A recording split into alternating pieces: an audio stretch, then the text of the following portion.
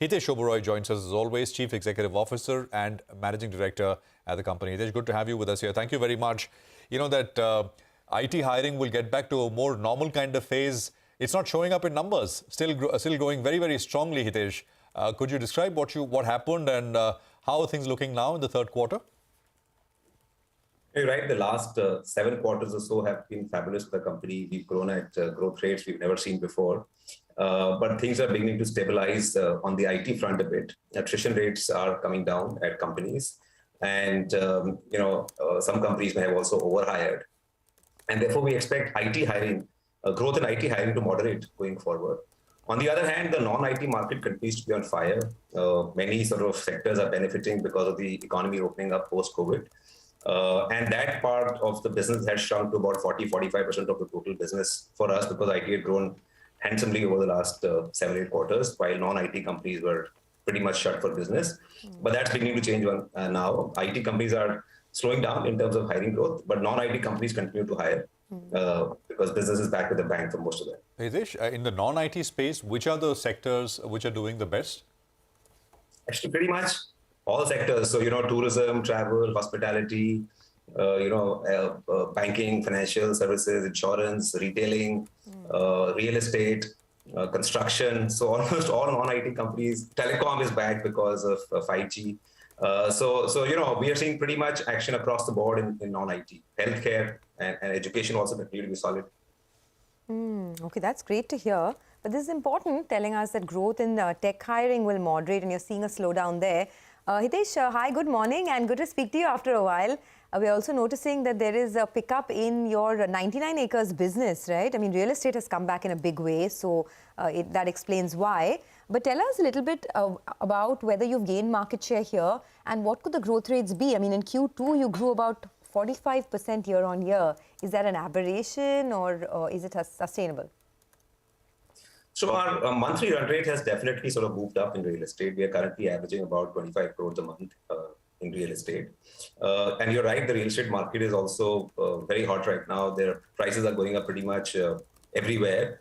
And there's a shortage of sort of new real estate which is in the market because not many projects were taken up during COVID time. So on the one hand, there's a sort of demand. Till about 2 years ago, there was massive supply and not enough demand. Suddenly, there's more demand and not enough supply, which is what is causing prices to move up. We don't want prices to move up very quickly. Also, we want real estate to stay affordable because that's what gets end buyers into the market. And if it's too easy to sell real estate, then we are not required because we have sort of developers and brokers and channel partners sell real estate. If there's too much demand, then intermediaries like us are not required. But we're not complaining because for a long time the real estate market was down in the dumps. For many years because of one issue or the other. After a long time, growth is back in real estate. If volumes pick up, that'll be good for our business going forward.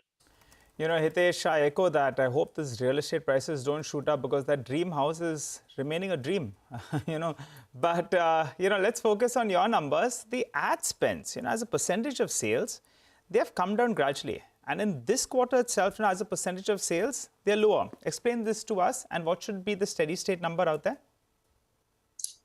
So, it's one should not look at ad spend as a percentage of total sales for the company because different businesses sort of have different strategies. Okay. So the jobs business, for example, has grown rapidly over the years, but it does not require a lot of ad spending, because we are pretty much a leader.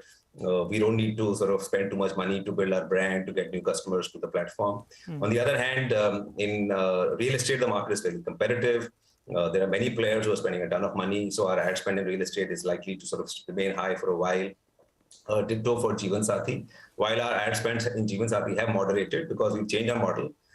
As you know, we went free some time back, and therefore, hopefully the free model will not require as much ad support as the paid model. But still, the space remains competitive, and we'll continue to advertise aggressively in the market. You want to give us a ballpark number? Sorry.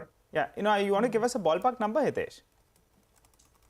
I don't have a ballpark number because we take it quarter by quarter. A lot depends on what competition is likely to do or is doing in that market in that particular quarter. Okay. So you want to tell us a little bit more about what's happening with Jeevan Sathi in the sense, the revenues have been declining, the EBITDA loss continues, year on year the revenues are down. There's a lot of competition in this space. You know, a lot of digital-based providers have opened up. I mean, sprung up, I think, in the last 6 to 12 months. Tell us a little bit about what the future outlook is. I mean, do you have any plans with that business at all? No, it's a very interesting space and interestingly poised. The main Jeevan went free to chat, some time back. So we're the only sort of big matrimony site in town where you can register and chat for free. And that's helping us gain a tremendous sort of traffic share and market share. Of course, revenues have taken a beating, but that's by design, and it's only a matter of time before revenues start moving up once we gain market share. On the other hand, we've also acquired 76% in a dating company called ISLE, and they have a lot of regional dating brands and a national brand in ISLE. And that business is tiny today, but growing handsomely. So we are following this two-pronged strategy in the matrimony market, where we are a number 3 player. We are trying to disrupt the market and change the game. In the dating market, we now have a play, which is something we did not have earlier. That's a growing market, and that's where the sort of business is going to be 10 years from now. Hitesh, any thoughts on the unfolding answer? Just a offbeat, tangential question, but this crypto implosion that we are seeing, any thoughts at all? I don't know if you're tracking it or if you're in. I have no idea. I stay away from stuff I don't understand. I thought should ask you that. Just one last point. I think the last time you were on, you'd said that interest in the venture capital space is still very strong. It's the late stage which is actually seeing is seeing trouble, right? I mean, low valuations, pressure. Does that continue, or has anything changed at the margin? No, I think early stage there's still enough activity. There are hundreds and thousands of angel investors who are still investing. There are enough companies that are willing to put in $1 million, $2 million, $5 million. It's at the top end. Where companies want to raise 50 million, 100 million, 200 million, there are a lot of questions being asked about the real health of the business. Okay, all right, Hitesh, thanks so much. Always good having a good chat with you. Look forward to speaking to you sometime during this quarter as well. Well, for the time being, let's focus on